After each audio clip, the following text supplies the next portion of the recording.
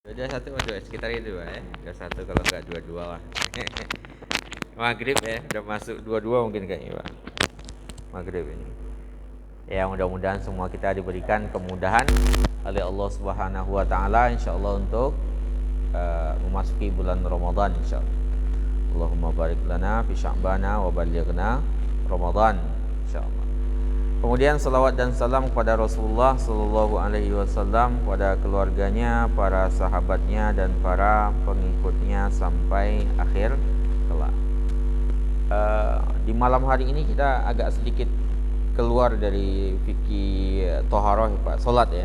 Kita mengingatkan amalan utama di bulan Ramadan, apa saja amalan-amalan terbaik ya, biar nanti bisa kita Ramadan kita optimalkan dengan sebaik-baiknya Pak ya. Itu yang akan menjadi pembahasan kita di malam hari ini ya, sedikit masih terkait dengan fikih sebenarnya, cuman lebih ke amalan-amalan utama. Dari sekian banyak amalan itu apa yang utama kita utamakan di bulan Ramadan ya, Pak. Karena bulan Ramadan ini bulan yang ditunggu-tunggu Pak ya. Semua muslimnya nunggu itu seharusnya. Karena bulan Ramadan itu kan afdolus syuhur ya, bulan terbaik. Di dalamnya ada afdolul layali ya Bu ya, malam terbaik ya. Kan ada di situ Lailatul Qadri khairum min alfi syahrin, lebih baik daripada 1000 bulan ya. 1000 bulan itu kalau dihitung-hitung ya sekitar 83 tahun ya Pak Bu ya. 83 tahun usia kita kalau menurut Nabi ya, itu kan rata-rata umur ummati baina sittin wa sab'in, itu sering kita ulang riwayatnya itu. Umur umatku 60 70 tahun itu rata-rata. Itu bukan usia ibadah ya Pak, bukan usia ibadah. Tapi kalau khairum alfu syahar itu 1000 tahun itu kan usia ibadah semua itu. 80 tahun usia ibadah. Kalau usia kita yang biologis 60 70 tahun itu dikurangi masa kita balik, taruh rata-rata kalau dalam ulama itu 15 tahun ya Pak. Kalau enggak mimpi, kalau enggak ada tanda-tanda lainnya usianya 15 tahun, berarti 45 tahun kalau 60 tahun. 45 tahun belum dikurangi tidurnya, main-mainnya Pak ya. Paling berapa usia ketaatan kita Bu? Ya, paling sedikit sekali. Maka ketika kita mendapatkan berada di malam Lailatul Qadar itu Pak, lebih baik daripada 1000 bulan usia ketaatan kita, sekitar 83 tahun. Usia umat Nabi Muhammad kan memang singkat-singkat ya Bu. Dibandingkan dengan umat sebelum kita, kayak Nabi Nuh 950 tahun ya Pak. Nabi Ibrahim itu kan 140-an usia beliau. Kalau beliau di khitan itu usia 40 itu masih muda lah, belum tua itu Pak ya. Kita membayangkan 40 usia kita ya tua kelihatannya. 40 usianya Nabi Ibrahim kan masih muda, atau masih bawah itulah. Jadi itu Pak, itu kalau seandainya kita ini ya sekali dapat, kan Lailatul Qadar Lailah itu kan semalam itu sebenarnya. Ba'dal maghrib sampai sebelum subuh itu kan Lailah, itu satu malam Lailatul Qadar. Jadi Lailatul Qadar itu jangan kita bayangkan kayak pesawat lewat gitu, cuman lewat sebentar, enggak, kan Lailah semalam Pak ya. Malam nih, satu malam. Kayaknya kalau Nabi itu menghidupkan malam, wa ahyal lail itu menghidupkan malam, artinya sebagian besar waktunya beribadah, sedikit tidur, bukan berarti nggak tidur sama sekali ya Bu ya.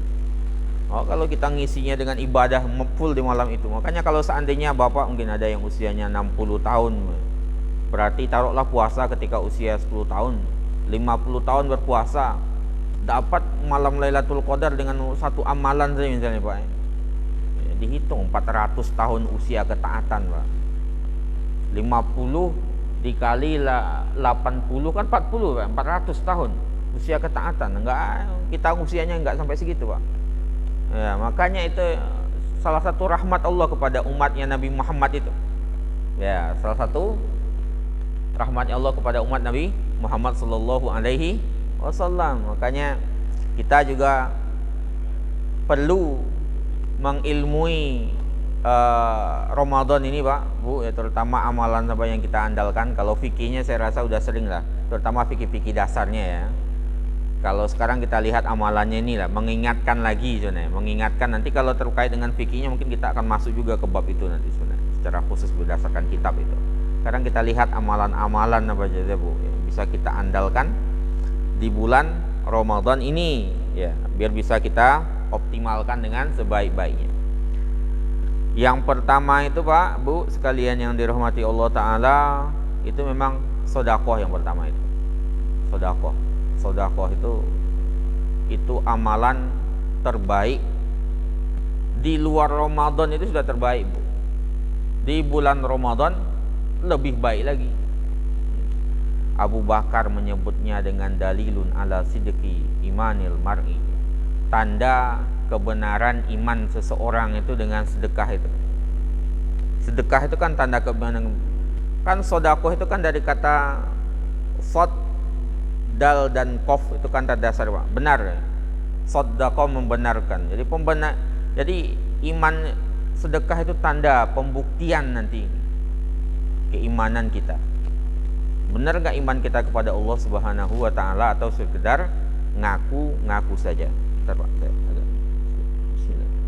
Udaranya panas.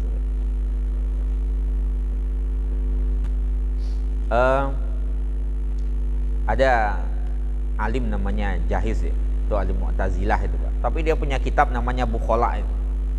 Kitab Bukhala itu kitabnya orang-orang bakhil judulnya. Itu beliau menjelaskan itu salah satu sifat dasar kita ini Pak. Pembawaan kita semua kita tuh punya sifat itu sebenarnya. Semua kita. Itu namanya ada sifat al-bukhl ya, bakhil. Jadi memang bakhil itu bawaan kita Bu. Akan semakin banyak ya bakhil itu baju, semakin itu sifat bawaan kita itu. Makanya ujiannya apa? Sedekah itu. Semakin banyak harta kita itu semakin bakhil Pak. Bukan orang sedekah itu kan bukan berarti bukan karena dia nggak butuh harta Pak. Bukan berarti nggak senang harta sebenarnya. Ya senang harta, siapa yang nggak senang harta? Zuina linnasi hubbus syahawat minan nisa wal banin wal qanatiril muqantarah. Manusia itu dihiasi dengan rasa suka kepada anak, istri, kemudian harta yang banyak itu. Makanya Korun Pak diminta sedekahnya nggak mau tuh, zakatnya sama Nabi Musa. Padahal hartanya banyak, dikasih seuprit aja sebenarnya hartanya nggak berkurang gitu. Cuman ujiannya di situ, makanya disebut dengan pembuktian keimanan kita. Sedekah itu begitu. Jadi bukan berarti orang yang sedekah itu bukan berarti nggak suka harta, bukan berarti nggak cinta harta. Ya, cuman itu ujiannya di situ. Ya kayak Abu Umar itu pernah pengen menandingi Abu Bakar. Umar mengeluarkan setengah hartanya, ternyata Abu Bakar semua hartanya. Ketika ditanya apa yang kau tinggalkan untuk keluargamu, Allah dan Rasulnya gitu. Ketika kaum muslimin hijrah ke Madinah itu kan ada kaum muslimin ketika itu nggak merasa nyaman, nggak sesuai dengan air yang ada di Madinah itu, kecuali satu sumur namanya sumur rumah atau bi'ru rumah. Sumur itu airnya yang pas dengan lidahnya kaum muhajirin Bu. Rasulullah pernah nawar sebenarnya, karena harus membayar ketika itu kaum muslimin kan baru hijrah, duitnya belum banyak gitu. Ditawar saya beli dengan surga gitu. Saya beli dengan surga kata Rasulullah kepada itu sahabat itu. Yang punya orang Ansor sebenarnya. Cuman beliau ketika diminta seperti itu sama Rasulullah, saya beli dengan surga. Kata sahabat tadi, ya Rasulullah saya nggak punya penghasilan kecuali dari ini. Orang ngambil airnya bayar gitu. Nah surga itu kedengaran sama Utsman. Utsman kan baru hijrah juga Pak. Utsman memastikan dulu ke Rasulullah, ya Rasulullah itu tawaran surga itu berlaku untuk dia saja atau saya juga gitu. Kata Rasulullah semuanya, siapa yang mau beli itu ya tawaran surga, bayarannya surga gitu. Utsman ya, kalau udah mendengar surga, para sahabat itu kan kita pernah sampaikan ya Pak Ibu ya, kalau nanya pun nanyanya surga gitu, apalagi ditawarin surga langsung. Kemudian dibeli benar bukan dengan surga, tapi kalau dengan uang orang tadi mau dia, karena dia memang butuh duit nih, sahabat yang dari itu. sumur itu. Akhirnya dibeli, kemudian diwakafkan untuk kaum muslimin ketika itu. Jadi siapa saja mau ngambil enggak ada masalah di situ. Kemudian dia mengatakan, Utsman mengatakan kepada Rasulullah, "Hadza min sulbi mali." Ini dari pokok harta terbaik saya. Harta terbaik itu harta yang benar-benar udah tersisa banget ya, Pak. Tabungan terakhirnya lah kira-kira. Itu yang dikatakan oleh itu. Makanya kalau ditawarkan seperti itu para sahabat itu bersegera, Pak ya. Itu pembuktian keimanan. Makanya kayak Abu Bakar, Utsman, Ali, Umar ya, udah dijanjikan masuk surga ya, Pak. Pembuktian mereka itu sudah jelas gitu. Kalau kita kan belum ada janjinya. Ya mudah-mudahan semua, insya Allah kita semuanya masuk lah. Selama bersyahadat itu masuk, sama nggak batal ya, Pak. Cuma nanti berapa lama kita di surga neraka itu ya mudah-mudahan enggak lah, Pak. Jangan lah ya, jangan. Itu kita kadang-kadang ada orang yang berani menantang neraka itu karena dia belum merasakan aja, Pak ya. Merasakan nanti ya. Itu dipanggang, dibakar api aja udah mendidih, apalagi dibakar neraka yang 100 kali lipat dari api dunia, kan dalam riwayat begitu ya. Kalau yang dalam riwayat lainnya dikatakan yang paling ringan itu kalau pakai sendal neraka mendidih langsung kepalanya, itu paling ringan. Bayangkan yang paling beratnya ya. Jadi sedekah begitu, Pak. Jadi sedekah di luar Ramadan ya, Bu, itu sudah afdol.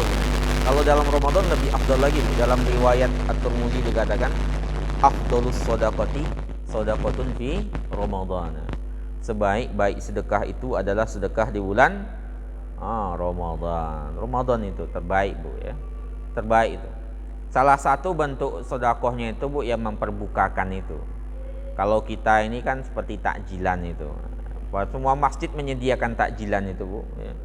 Nah, kita juga termasuk di situ. Kalau kita masuk di situ berarti kita dijanjikan pahala itu oleh Rasulullah. Dalam hadis riwayat Ahmad dikatakan, man fattara shaiman, siapa yang memperbukakan orang yang berpuasa, kutibalahu mislu ajrihi, ditetapkan pahalanya yang sama dengan orang yang berpuasa itu, la yang kusu min ajrihi syai'un, enggak dikurangi pahalanya sedikit pun.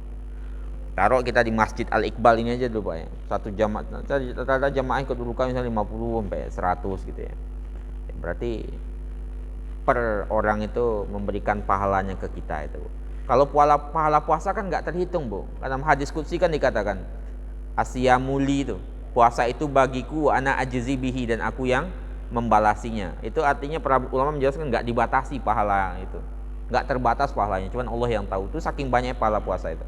Nah, yang nggak terbatas pahalanya itu, Bu ya, kalau kita ikut memperbukakan orang berpuasa itu ya berarti ya hitung saja, Pak ya. Banyaknya orang yang itu kan makanan nggak harus besar semua yang dikatakan itu ya, pokoknya memperbukakan, mau pakai air putih pun memperbukakan orang ya, Bu ya, memperbukakan orang yang berpuasa. Maka itu fadilah luar biasa sebenarnya. Termasuk juga ya, memperbukakan itu ya, kalau seandainya ibu-ibu sibuk menjelang berbuka itu sibuk mempersiapkan, itu kan ikut memperbukakan orang berpuasa ya, keluarga di rumah. Bapak-bapak mungkin masih bisa baca Al-Quran sambil zikir menunggu maghrib, ibu-ibu sibuk di rumah, ibu sibuk di dapur, lah itu termasuk pahalanya di situ. Termasuk nanti khidmah itu, panitia Ramadan khidmah itu, panitia yang melayani jamaah banyak yang datang kemudian sibuk. Nah, itu termasuk faktor iman, para ulama menjelaskan pahalanya di situ, Pak ya. Jadi pahalanya banyak sebenarnya, berlimpah pahalanya. Orang yang bersedekah, orang yang khidmah dengan tenaganya, itu semuanya masuk di situ. Ya, dapat pahala yang sama, Pak Bu. Dalam riwayat Tabrani juga dikatakan, man fattara shaiman, siapa yang memperbukakan orang yang berpuasa, ala ta'amin, dengan makanan ya. Makanan seperti apapun itu, Pak. Wasyarabin, atau minuman, air putih termasuk di situ. Min halalin, nah ini jadi kuncinya, jadi yang halal. Jangan dari yang haram. Innallaha la yaqbalullahu shadaqatan min gululin. Allah enggak menerima sedekah dari gulul. Gulul artinya penipuan, perampasan, mengambil, korup, itu enggak diterima oleh Allah Ta'ala, Ibu ya. Halal dimakan bagi orang itu kalau orangnya enggak tahu, tapi pahalanya tetap enggak akan dapat bagi orang yang memberikan dari yang haram. Nah, kalau seandainya dari yang halal, makan dan minum itu, sholat alaihil malaikatu fi saati syahri Ramadan, Bu. Didoakan oleh para malaikat di setiap saat di bulan Ramadan. Ramadan sebulan taruhlah 30 hari. Satu hari 24 jam, 21 jam, 60 menit, 1 menit, 60 detik itu didoakan oleh para malaikat. Beda malaikat dengan kita kan. Kalau malaikat enggak pernah bermaksiat, doanya makbul. Kalau kita kan kadang-kadang doanya terhijab sama maksiat itu, walaupun orang solehnya ada maksiatnya juga. Malaikat doakan, Bu, setiap saat. Padahal kita cuma sekali, taruh sekali kita memperbukakan, tapi kan pahalanya setiap saat di bulan Ramadan didoakan. Apalagi kalau banyak, Ibu. Insyaallah itu. Kemudian wasalla alaihi Jibrilu Lailatul Qadar. Kemudian secara khusus Sayyidul Malaikah itu, pemimpinnya para malaikat, Malaikat Jibril itu kan malaikat terbaik, Pak, ya. Itu mendoakan di Lailatul Qadar, di malam terbaik, ya. Di malam terbaik didoakan oleh malaikat terbaik. Kurang apa lagi, Pak, itu. Ya. Doanya semuanya luar biasa di Ramadan itu, Pak. Sedekah itu. Nah.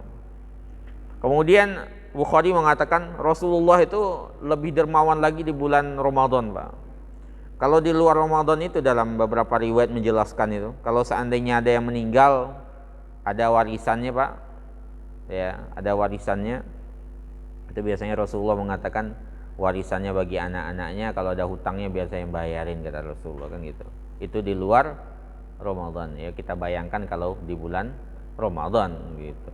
Luar Ramadan itu dalam hadis dikatakan wa kana ajwada ma yakunu fi Ramadan. Beliau lebih dermawan di bulan Ramadan, bahkan dalam hadis itu kayak angin berhembus gitu, Pak, ya. Itu yang pertama, Pak, sedekah. Yang kedua, qiyam Ramadan.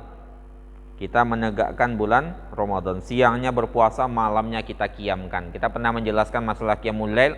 Semua solat yang ada di antara isya sampai subuh itu sebenarnya qiyamul lail masuk di situ. Mau tahajudnya, witirnya, sholat tasbih, mau sholat tahajud, mau sholat tobat, mau sholat mutlak, apa ya. Selama itu dikerjakan di antara isya sampai itu subuh, itu termasuk qiyamul lail itu, Pak.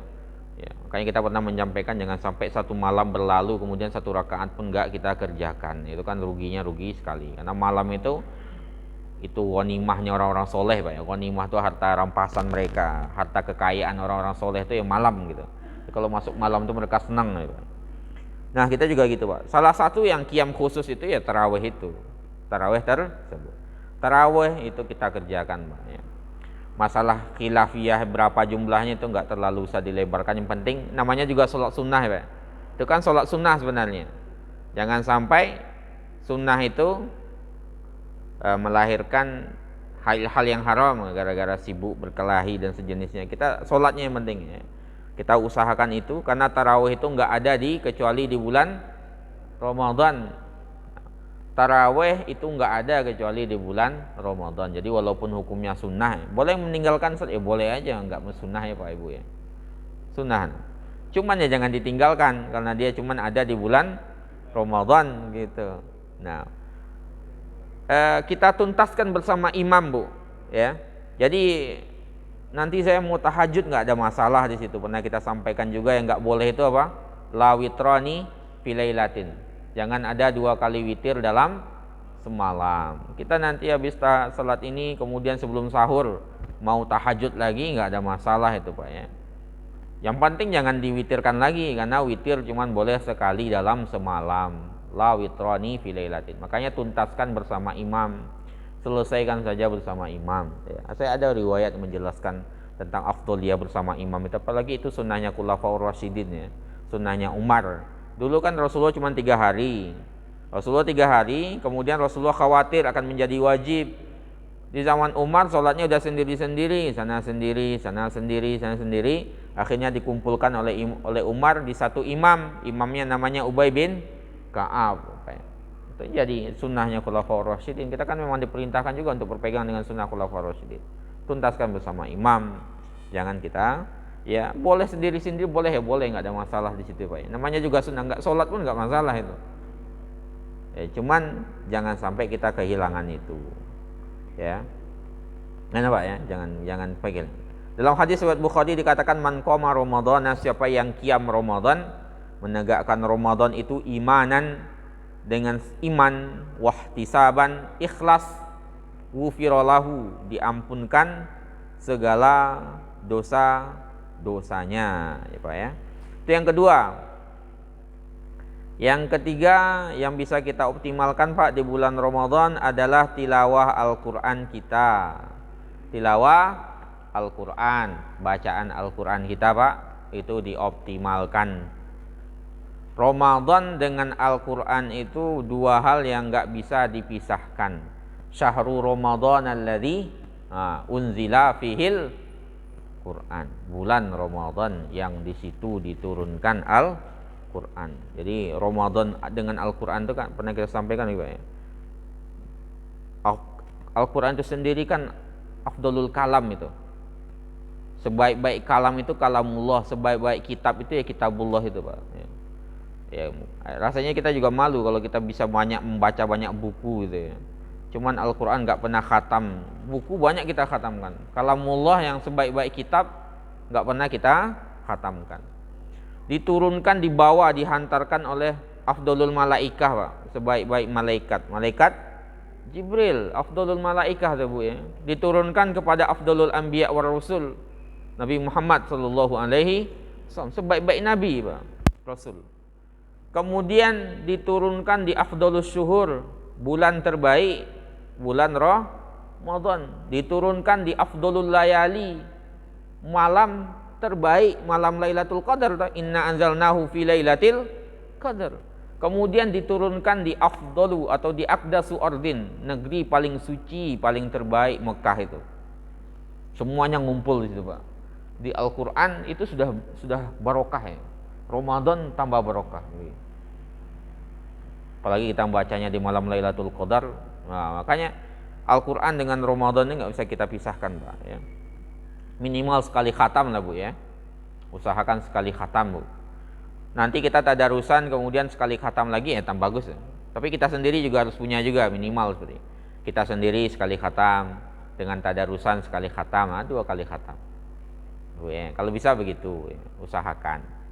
Minimal banget ya, jangan sampai kosong hari kita di bulan Ramadan dari bacaan Al-Qur'an. Itu minimalnya Pak. Kalau bisa 1 kali khatam, kalau lebih daripada itu lebih bagus lagi. Minimal sekali khatam, kita usahakan. Ya, kalau pengen ini lagi paling minimal itu jangan sampai 1 hari nggak baca Al-Qur'an sama sekali di bulan Ramadan itu Pak.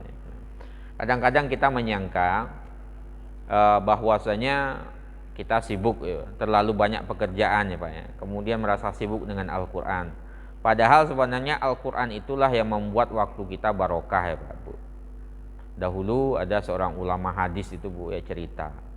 Ketika dia merasa sok sibuk dengan Al-Qur'an itu, dia jadi nggak mulai dengan Al-Qur'an gitu. Itu satu masalah, dia mengkaji masalah hadis itu. Satu masalah itu nggak kelar-kelar masalahnya Pak. Ya. Kemudian ketika dimulai dengan Al-Qur'an itu banyak masalah dikelarkan. Bisa banyak masalah dikelarkan. Kita kan juga begitu. Kita kan kadang-kadang sama-sama waktu 24 jam ya Bu. Waktu sama-sama 24 jam. Cuman ada orang yang 24 jamnya barokah ya. 24 jam banyak masalah yang diselesaikan. Ya, banyak masalah yang diselesaikan, banyak karya yang dihasilkan. Ada orang yang 24 jam satu masalah itu nggak kelar-kelar gitu. Satu masalah nggak kelar, besoknya diulang nggak kelar lagi. Ya, habis waktu dengan kesibukan itu Pak. Ya. Karena dalam hadis juga begitu. Ketika kita merasa sibuk dari beribadah kepada Allah Taala, kita Allah siksa dengan sesuatu yang membuat kita utamakan itu, kita pertuhankan itu. Kita mempertuhankan pekerjaan. Azan berkumandang, sholat kita tunda sampai terakhir, bahkan nggak sholat sama sekali. Allah siksa kita dengan pekerjaan itu. Pekerjaannya nggak kelar-kelar gitu Pak. Kita disibukkan misalnya Bu ya, oleh apa gitu ya, oleh bapak-bapak misalnya, nggak boleh sama ibu ke masjid misalnya, ya. Nggak boleh jamaah misalnya. Ya, jangan-jangan disiksa dengan istri itu sendiri sama Allah Taala nanti Pak. Nah, ya, itu namanya dalam hadis kan ada gitu memang. Ketika kita mempersekutukan Allah dengan sesuatu, artinya kita mendahulukan sesuatu itu dari Allah Taala, Allah siksa kita dengan itu. Gitu. Kita Allah siksa dengan itu. Ketika kita merasa Al-Qur'an itu menghalangi kita dari kesibukan kita, justru kita disiksa dengan pekerjaan itu. Jadi seringkali kita merasa begitu. Jadi mulailah waktu dengan Al-Qur'an itu Pak. Agar barokah gitu ya. Agar barokah. Yang barokah memang di Al-Qur'an itu Bu. Al-Qur'an itu kan barokah itu. Dalam Al-Qur'an itu surat apa itu Ustaz? Inna kami menurunkan kepadamu kitab mubarak. Mubarak artinya diberkahi. Al-Qur'an itu berkahi. Makanya orang yang membaca Al-Quran juga diberkahi, orang yang belajar Al-Quran diberkahi. Semua yang terkait dengan Al-Quran diberkahi. Itu namanya barokah, Pak. Sama lah kayak barokah harta juga begitu tuh. Pernah kita ceritakan barokah harta itu. Ada orang yang apa? Ya kelihatan orang gajinya di bawah UMR lah, Bu ya. Kecil sebenarnya, dihitung-hitung nggak masuk. Tapi dia anaknya semuanya berhasil, anaknya soleh semua, sekolahnya berhasil semua, kuliahnya tuh, padahal gajinya di bawah standar lah Pak ya. Itu barokah Pak. Ada orang yang banyak sekali duitnya, anaknya nggak jelas, nggak tuntas sekolahnya, padahal secara materi kuat gitu, keluarga hancur lebur, itu bisa jadi nggak barokah, barokah hartanya itu namanya barokah Pak. Keluarga kita juga gitu, dalam Al-Quran kan ada waja'alani mubarakan aina ma kuntu, itu kata-kata Nabi Isa, dijadikan aku diberkahi dimanapun berada. Diberkahi itu artinya bermanfaat, dimanapun kita berada kita bisa memberikan manfaat kepada orang lain.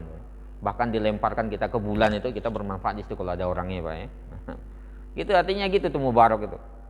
Kayaknya kita pernah nyampaikan itu pas mau makan doanya Allahumma barik lana, ya Allah berkahilah. Anak baru lahir, barakallahu fil mauhub, ya Allah berkahilah anak yang baru lahir.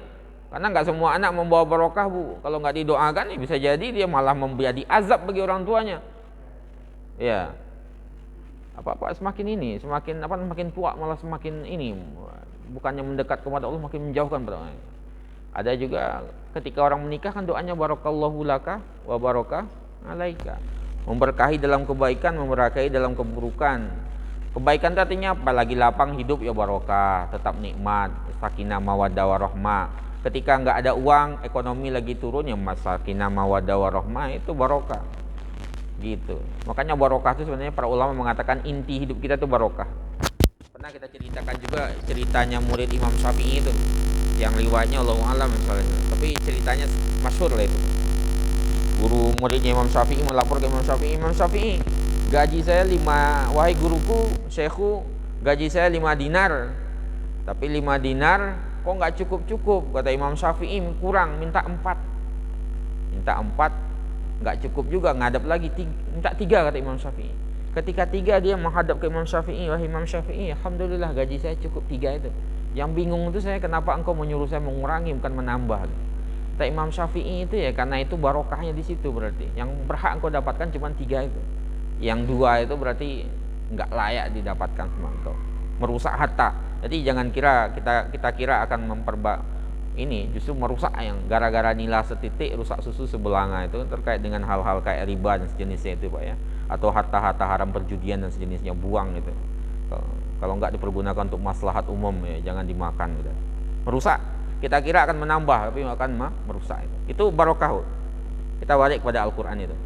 Kita balik lagi kepada Al-Quran. Jadi di bulan Ramadan ini Pak, Al-Quran jangan dipisahkan dari hidup kita ya.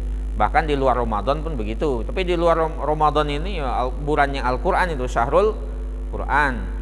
Kalau Imam Syafi'i dalam banyak riwayat itu kan 60 kali khatam itu. 60 kali khatam.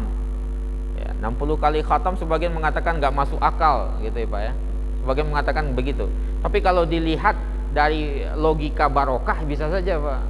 Kalau logikanya pakai logika barokah bisa saja gitu ya. Kan logika barokah itu logika yang bagi kita nggak masuk akal kadang-kadang. Kalau udah barokah masuk ke sesuatu itu semua yang nggak mungkin itu terjadi gitu. Intinya apa Pak? Kita memperbanyak memperbanyak khatam, baca Al-Quran, tapi dengan tetap menjaga tajwid dan itu ya Pak ya. Jangan asal cepat aja. Ya, jangan asal cepat kemudian selesai, enggak. Perhatikan bacaan dibaca. Wah terbata-bata Ustaz baca aja. Terbata-bata kan tetap dapat 2 pahala ya. Pahala baca, pahala kesulitan. Ya, terbata-bata enggak apa-apa. Pahala tetap dapat ya. Lillahi ta'ala. Yang penting baca, kita berusaha yang terbaik. Bu ya. Jadi Rasulullah sendiri di bulan Ramadan itu menyetor hafalannya sekali khatam. Itu yang beliau setorkan ke Jibril. Dalam riwayat kan kepada Jibril sekali khatam. Kemudian di tahun terakhir meninggalnya 2 kali khatam di bulan Ramadan itu buat Rasulullah. Nyetor ke Jibril. Setiap malam tuh nyetor ke Jibril. Ya. Nyetornya ke Jibril tuh Pak ya. Nah, kemudian Rasulullah SAW bersabda, "Asyamu wal Qur'anu yasfa'ani lil abdi fil abdi yaumal qiyamah. Al-Qur'an dan puasa dan Al-Qur'an itu akan memberikan syafaat pada seorang hamba pada hari kiamat. Ya Bu ya. Al-Qur'an dan puasa kita itu akan memberikan syafaat pada kita pada hari kiamat. Syafaat itu artinya Bu, ya, kan syafaat yang ketiga ini ada 3 bentuk syafaat, sebagian ulama menjelaskan itu. Syafaat yang terkait dengan amal soleh itu, kita seharusnya menjadi penduduk neraka, dikeluarkan oleh amal soleh itu dari neraka, disyafaatkan. Syafaat itu ya kayak ini Pak ya, jenengan ya, mau masuk kerja, benar kita sampaikan Pak, yang masuk ke kantor tertentu, kebetulan saya kenal dengan orangnya, orang dalam lah gitu Pak ya. Nah, ini orangnya baik, punya kemampuan, akhirnya saya, itu namanya syafaat Pak, sehingga diterima di situ ya. Tapi yang bisa memberikan syafaat itu Allah yang mengizinkan, dan yang disyafaatkan juga harus Allah yang ridhoi ya, bukan asal memberikan syafaat ya. Tapi kalau kita menjadi seorang muslim itu udah berhak memberikan syafaat itu sebenarnya. Nah, jadi Al-Qur'an nanti memberikan syafaat dan puasa itu. Puasa akan berkata Pak, "Ai Rabb, wahai Rabb, mana'tuhu ta'ama wasyahwat, aku menghalanginya dari makan dan syahwatnya, fasyafi'ni fihi, izinkan aku memberikan syafaat kepadanya." Kemudian yaqulul Qur'an, Al-Qur'an akan mengatakan, mana'tuhun nauma bil laili, aku menghalanginya dari tidur di malam hari, fasyafi'ni fihi, berikan aku izin untuk memberikannya syafaat. Fayasfa'ani, keduanya akan memberikan syafaat. Diizinkan memberikan syafaat itu. Jadi para ulama, sebagian ulama menjelaskan Pak, nanti amalan kita ini memiliki bentuk ya. Ya, itu Pak, bentuk itu. Nah, jadi nanti mereka akan berbicara, merekomendasikan kita lah, ini orang baik. Bukan 7-10 sekarang Ustaz ya. Nah, Juli 5 ya. Ya.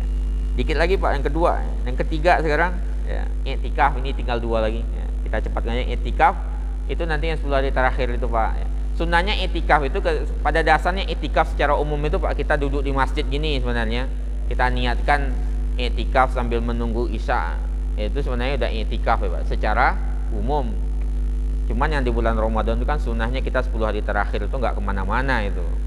Kalau bisa seperti itu idealnya. Nabi Rasulullah itu sejak hijrah ke Madinah nggak pernah meninggalkan 10 hari terakhir, itu sunnah seperti itu Pak, kalau nggak ada kesibukan ya.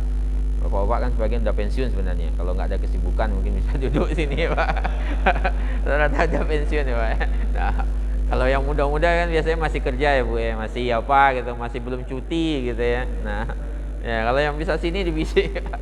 Nah, kalau nggak bisa Pak, mungkin karena ada kesibukan misalnya, mungkin ada kesibukan atau ada mungkin rencana mudik dan sejenisnya. Ibu-ibu apalagi sibuk Ibu ya. Nah, ya disempatkanlah kalong itu Pak ya. Jadi minimal dengan cara kalong itulah, malam ke sini, pagi balik lagi gitu ya. Itu lebih baik daripada enggak sama sekali itu Pak. Minimal itu ya, minimal itu lebih baik daripada enggak sama sekali, kan lebih baik itu Pak, daripada enggak sama sekali ya. Jadi masuk ke dalam kategori i'tikaf secara umum.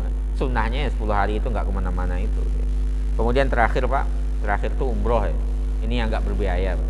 Ya mudah-mudahan semua kita diberikan kemudahan insyaallah umroh di bulan Ramadan.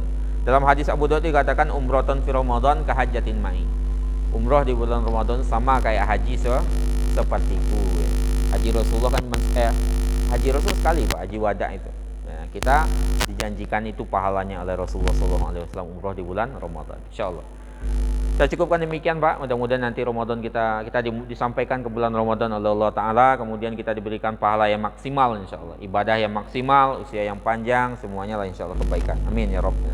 Kita tutup dengan doa kafaratul majlis. Subhanakallahumma wa bihamdika asyhadu an la ilaha illa anta astaghfiruka wa atubu ilaik. Assalamualaikum warahmatullahi wabarakatuh.